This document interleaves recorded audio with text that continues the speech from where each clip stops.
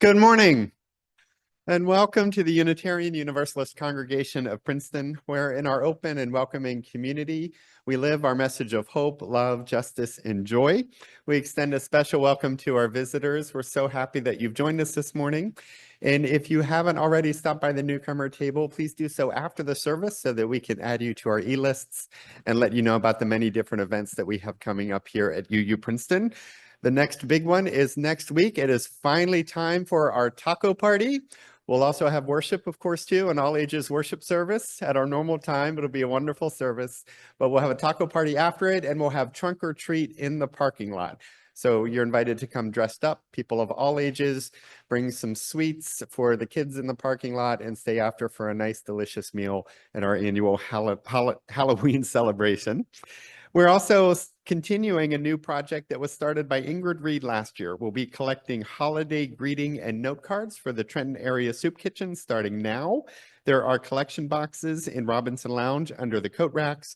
We'll sort and deliver these cards to task sometime before the holidays. And many of us are already getting those free calendars in the mail that you sometimes get from different groups. Save those if you don't need them. We'll be collecting those in January to deliver those to task as well. And there ends our announcements. Now at this sacred hour, grateful for each and welcoming all, let us be together for a time of peace and balance in this space of community and acceptance. Let us remember the good and seek the true and look together toward the love that holds one and all. Come, let us worship together.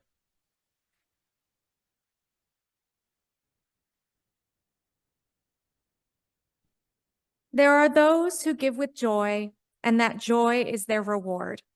And there are those who give with pain, and that pain is their baptism. And there are those who give and know not pain in giving, nor do they seek joy, nor give with mindfulness of virtue. They give as in yonder valley the myrtle breathes its fragrance into space. Through the hands of such as these, God speaks, and from behind their eyes, he smiles upon the earth.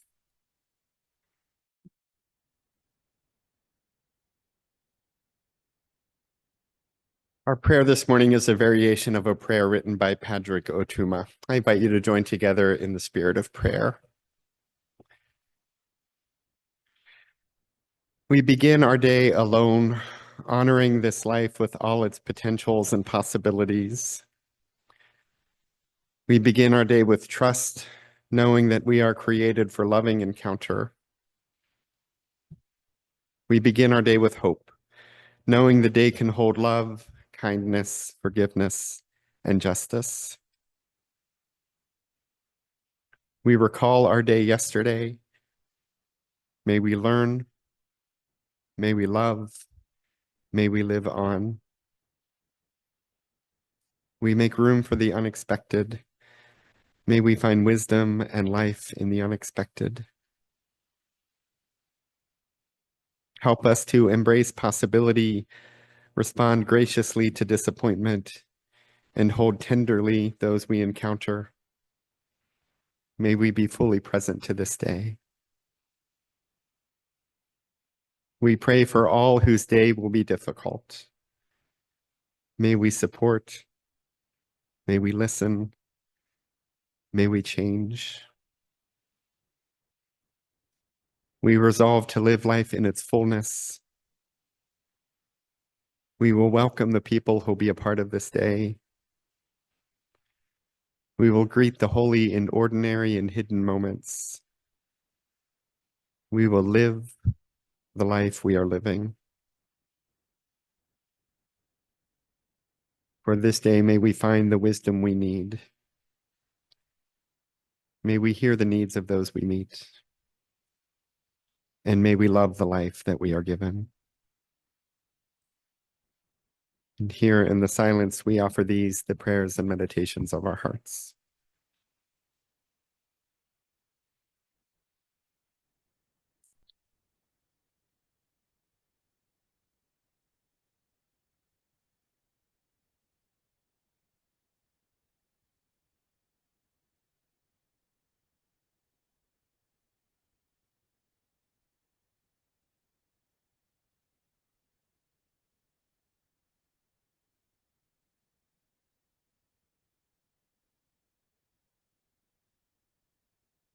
And may the light of love be with all who mourn and all who celebrate this day and always. Amen. So I realized I forgot to give the attribution for the chalice lighting reading earlier. That was Khalil Gibran, who is an author and poet best known for writing The Prophet. Okay. This might not be the best week for me to talk about working at a nonprofit. As some of you know, I am the education and exhibit manager at a local museum, the Stoutsburg Sauerland African American Museum. We call it SAM for short. We are a small nonprofit with an even smaller staff. So in my role, to use the phrase that museum professionals and maybe many professionals dread, I wear a lot of hats. Last weekend, we held one of our largest public programs of the year, an 1899 camp meeting reenactment. We had costumed historical reenactors, musicians and singers, horse and buggy rides for kids, ice cream making, a bake sale, 2 new museum exhibits, and a lot more. It was ultimately a really big success, with more than 150 visitors turning out to our little museum in Skillman. But making it a success took a lot of work. This was our first ever living history program, so we were planning it completely from scratch. And for the last several months, the hats I've worn have included exhibit developer, intern supervisor, video editor, sound engineer, volunteer coordinator, historical costume designer, project manager, site manager, stage manager, tour guide, and event planner. The spreadsheets I made were works of art. But even now, a full week later, I am thoroughly exhausted, which is why I say this might not be the best time for me to talk about how important it is to give of yourself to nonprofits and community organizations. I am a millennial, so I believe in a work-life balance. Burnout doesn't help anyone. By the day of the event, however, last Saturday, I was nearing that point. Luckily, there were people around to lift me up, our volunteers. These were high school students, retired community members, and employees of partner organizations and local businesses. One woman, a regular volunteer, told me that she volunteered at SAM in order to counterbalance her day job, working at what she only half-jokingly called an evil financial institution. Another regular, who always is the food service table, said that she enjoys talking to the visitors, and the food stations are the best places to meet new people. One of the student volunteers who attended was accompanying her mother, a museum docent, but quickly made friends with another teenage girl at the welcome table and stayed there all day, even when I offered her a change of scene. None of them were getting paid, but nevertheless, there they were on a beautiful sunny Saturday, setting up tables, directing parking, serving food, and greeting visitors, all well-dressed in 1890s costumes. They set the tone for the event, and everywhere I looked all day, people were smiling, eating, and clapping along to the music. Now, for those of you who aren't familiar with the term, camp meetings are religious revivals. In Skillman, Mount Zion AME Church, now the home of our museum, hosted annual camp meetings from the 1800s to around 1930, which brought the entire community together from across what was then a very rural countryside. Oral histories tell us that it was the biggest social event of the year and one of the only times that Black and white residents of the Sauerlands came together in friendship and fellowship. Now, preparing for Sam's camp meeting reenactment, I booked, bought, and borrowed all the elements I could to make the event as exciting and historically accurate as possible. I stared at my color-coded Excel spreadsheets for hours. But no amount of planning could guarantee that the feeling of community that the original Skillman camp meetings once inspired would be there on the day. That only came with our volunteers. They brought the energy and enthusiasm the event needed, and I know our visitors felt it because even I, running on fumes and several donuts, felt it too. Thank you.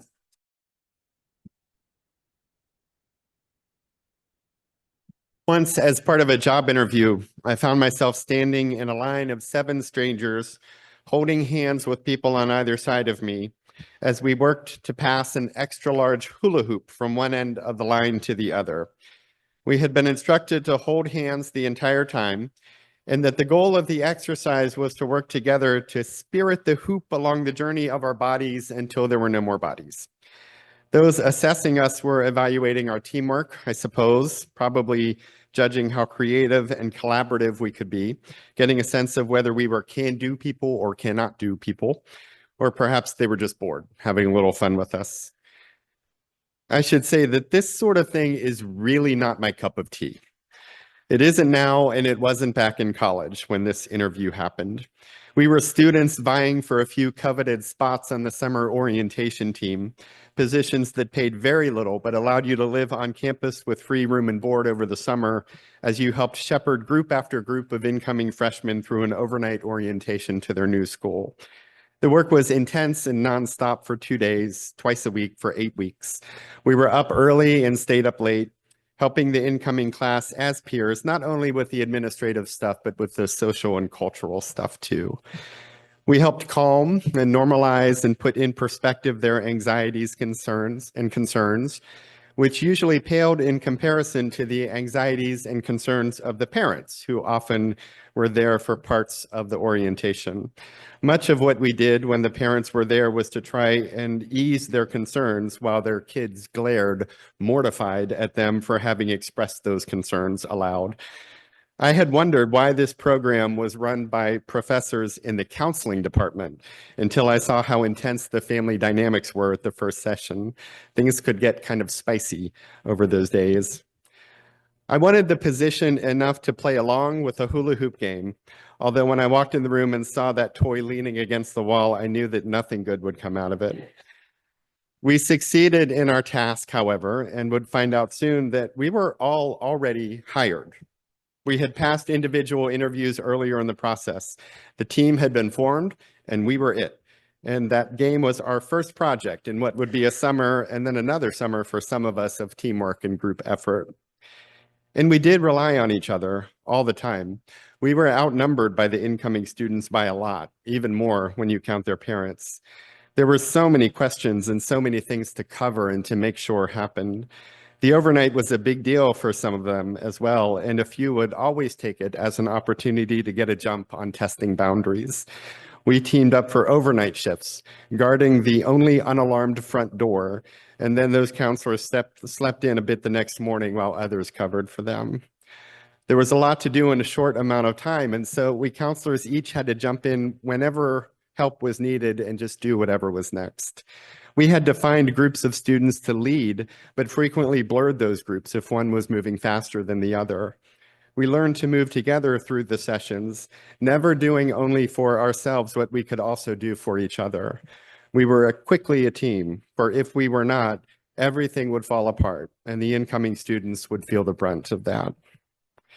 There was a certain kindness and care that developed between us as well. More than coworkers, we became invested in each other's lives as friends. We respected each other and learned who had which particular gifts that could be valuable at which particular time and with particular students and parents. I became known as something of a parent whisperer, someone who was adept at easing the concerns of parents who were anxious about the transition. This is a presence that I will likely very well need myself in a few years. For while their feelings were memorable back then, I worry that mine will be epic when I'm facing the transitions they went through. My concerns, I expect them to be dramatic. And indeed, a student counselor may be needed, maybe more than one, maybe a team like we were, so that everything that needs to happen can happen, but more importantly, so that new people can be welcomed and equipped to become themselves part of the body that creates the community that welcomes the next class and the next one and the next one. A vibrant community is always welcoming and equipping people to form it anew beyond these days. Whether it's a great big giant public university or a small group that gathers for books and conversation, whether it's a support group that helps people with addictions or a professional group that provides continuing education, whether it's an activist group trying to change policies or a religious group trying to change hearts. A healthy group balances serving who is there along with connecting with who is not. A healthy congregation balances building ministries for its people, along with reaching out to people who have yet to claim it. And an interconnected congregation works as a team to provide these different forms of ministry such that there is never a team of one doing anything. All efforts are shared, if not in direct leadership or service, then in mutual support for the body that makes them possible. In this, we all share in ministries we create, whether we are active in them or not. For as we build various parts of the community with the particular gifts we offer, we are building something much greater than the sum of those parts. We are building the body that makes all of the ministries possible. The joy in this is that we are able to be a part of something much bigger than us, that does so much more good than we could ever do alone. The hope in this is that we join others who share and promote the same values that we do, making us feel connected and inspired and less lonely. The freedom in this is that we don't have to and shouldn't try to do everything. We do what we can, knowing that others will be generous with their gifts as well. And the love in this is that by being engaged in this way, we make real and powerful the love that sources our lives and everyone else's. We serve beyond ourselves, thinking less of what we can get and more of what we can give. Robin Wall Kimmerer, who wrote the beautiful book, Braiding Sweetgrass, Indigenous Wisdom, Scientific Knowledge, and the Teachings of Plants, has called this the gift economy. She writes after reflecting on picking and sharing berries that is the fundamental nature of gifts. They move and their value increases with their passage. The fields made a gift of berries to us and we made a gift of them to our Father. The more something is shared, the greater its value becomes. She compares this gift economy in which sharing increases the power of the gift to economies with different goals that center on accumulation, power, prestige, size, and ego. The economy she interprets in indigenous wisdom in the natural world is more of mutuality and sustainability. It's creative and adaptive, and its end is not accumulation, but regeneration or ongoing creation. Its end is not the self. Its end is a better tomorrow and a better day after that. Its end is a fuller life for all rather than just a few. We do what we must to live in a market economy, but we are not a market value, not a commodity, not a good to be bought and sold. We are not, nor is anyone else. We belong to something beyond us that lives through us and manifests in the love with which we greet neighbor and stranger. Though much of our lives is spent in relation to the market, and though there are creative ways to bring meaning and values into market economies and essentials, for thousands of years, wise ones have beseeched us to not confuse Pharaoh or Caesar or Wall Street with the holy or their approval for sanctification. Rabbis, in particular for millennia, have been teaching us that the whole reason for the Sabbath is to set aside time each week to remember that even if we live market lives because we must, we are not market beings. To remember that we belong to the holy, that we are made good and loving, and that our value lies in that original blessing. Congregations aim to remind us of this, that our lives may be fuller and more deeply interconnected, and our days more abundant in meaning and purpose. Ours and all congregations build the home for this message through the common formulation or teaching or requirement of time and talent and treasure. Members give time, which is really about giving presence and spirit to the congregation. This creates the welcoming space that newcomers enter. Members give talent or the service needed to keep the congregation creative and curious and engaged. This builds and sustains the ministries that serve within and beyond the congregation. And members give treasure, pledging generously to grow the congregation's ability to serve beyond itself. Or to put it another way, treasure shared builds the church, talents shared builds the ministries, and time shared builds the spirit. And the fourth T that I add to the common three is together. For a vibrant congregation realizes the transforming power of its faith through the time, talent, treasure, and togetherness of its members.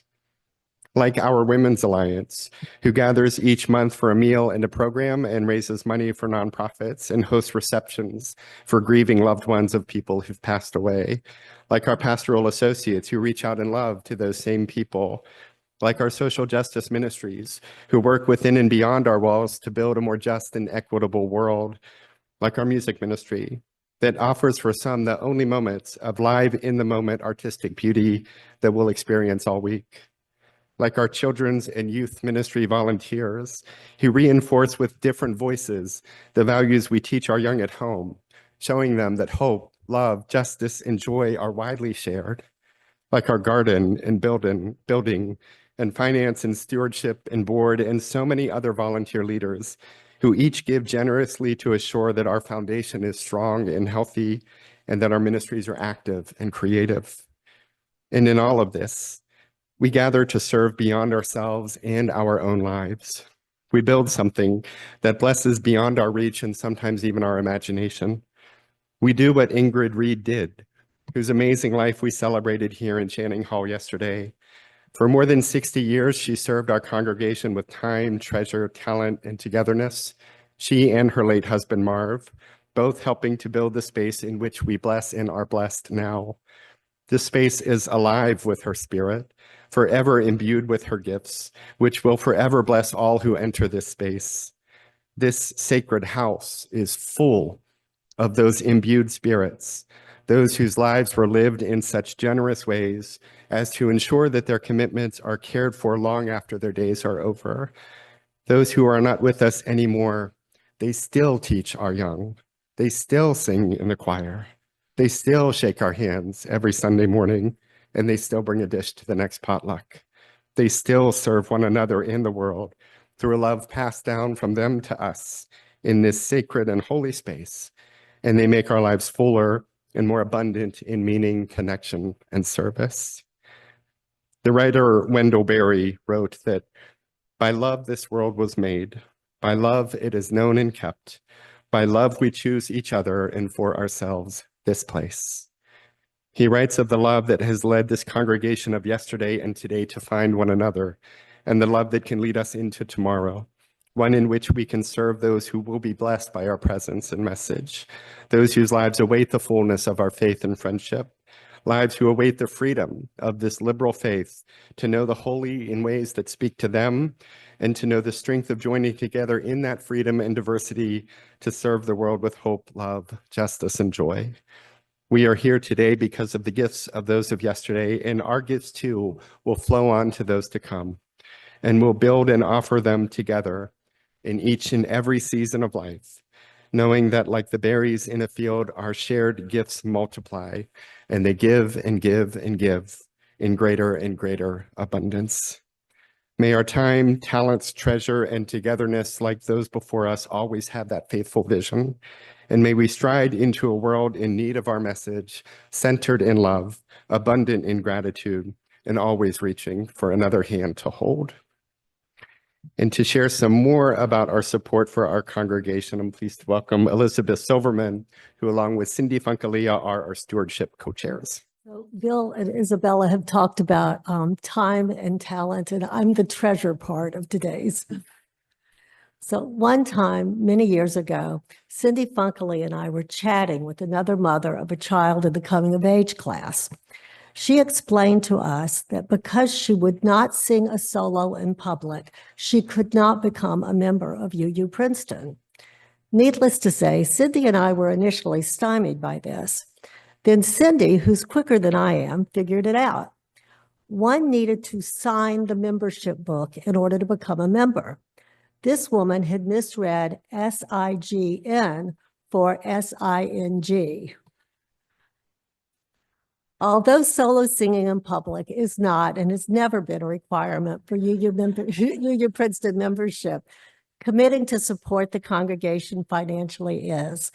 And as Bill's introduction to the subject of today's service stated, the institutions that mean the most to us require our active engagement and support in order to thrive. You may remember from Cindy's and my annual reports to the congregation that in 2023, we came close to reaching our goal of $600,000, raising $591,000. Last year, we didn't do as well, raising only $579,000.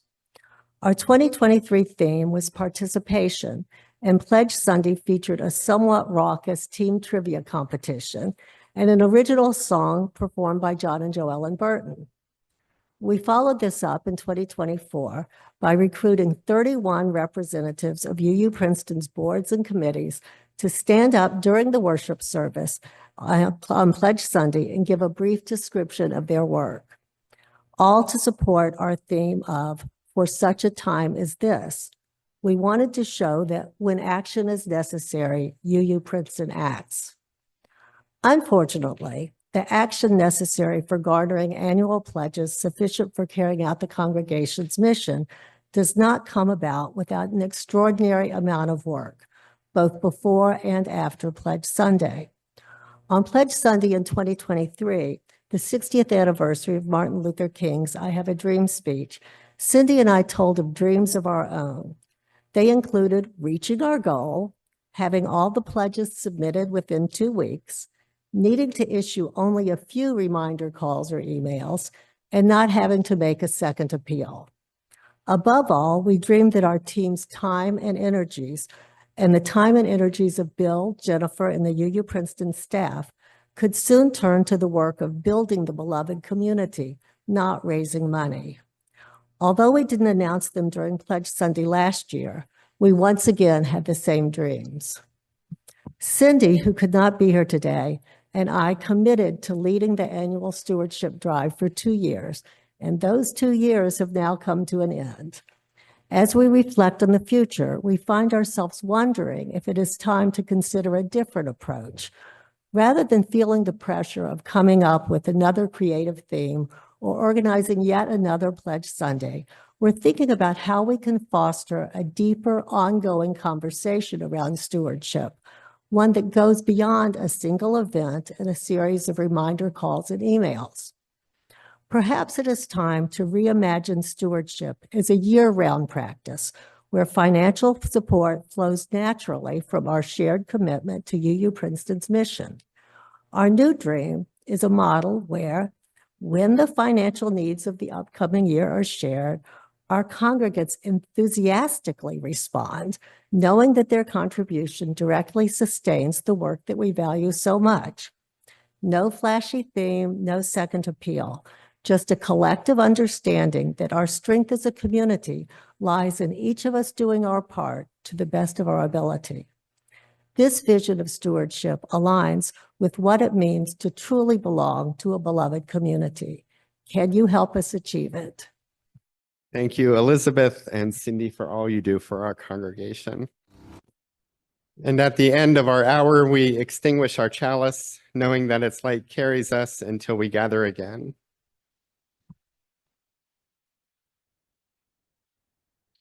Go forth grateful for the moments before you, the breath within you, the people among you, and the Spirit guiding you toward lives of love and kindness.